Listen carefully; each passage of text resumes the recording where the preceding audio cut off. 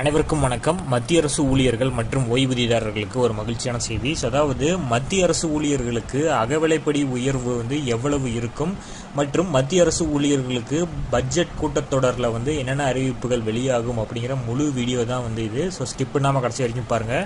நம்ம சேனலை சப்ஸ்கிரைப் பண்ணாதவங்க பண்ணி வச்சுங்க. நம்ம சேனலில் சென்ட்ரல் மற்றும் ஸ்டேட் கவர்மெண்ட் சம்பந்தமான ஆல் அப்டேட்ஸ் போட்டுருவோம். அது மட்டும் இல்லாமல் பென்ஷன் சம்மந்தப்பட்ட முக்கியமான அப்டேட்ஸும் இருக்கும்.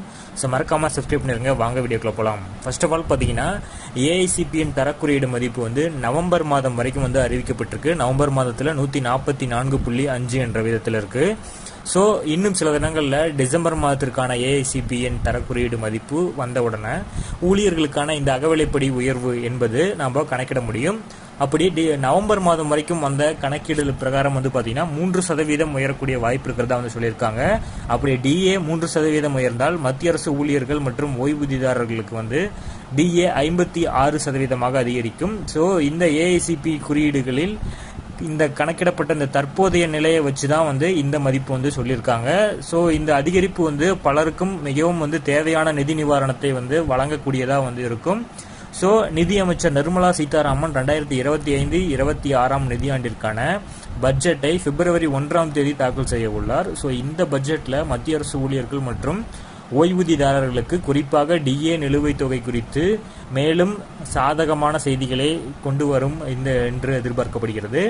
ஸோ கோவிட்-19 நம்ம முன்னாடியே சொல்லியிருந்த மாதிரி அது இந்த முறையாவது அதை பற்றி பேசுவாங்களா, அதற்கான ஏதாவது இருக்கா, அந்த 18 மாதங்களுக்கான நிலுவைத் தொகை அப்படிங்கிறதையும் பார்க்கலாம்.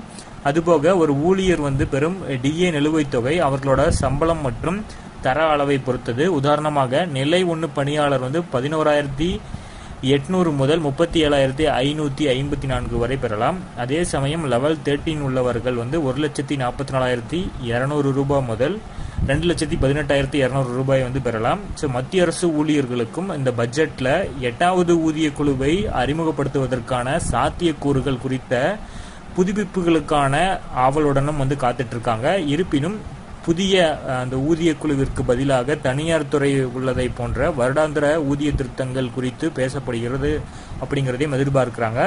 ஸோ பொறுத்திருந்து பார்ப்போம். இதை பற்றின அறிவிப்புகள் ஏதாவது வந்த உடனே நம்ம சேனல் அப்டேட் பண்ணுவோம். ஸோ மறக்காமல் நம்ம சேனலை சப்ஸ்கிரைப் பண்ணி வச்சுக்கோங்க. தேங்க்யூ.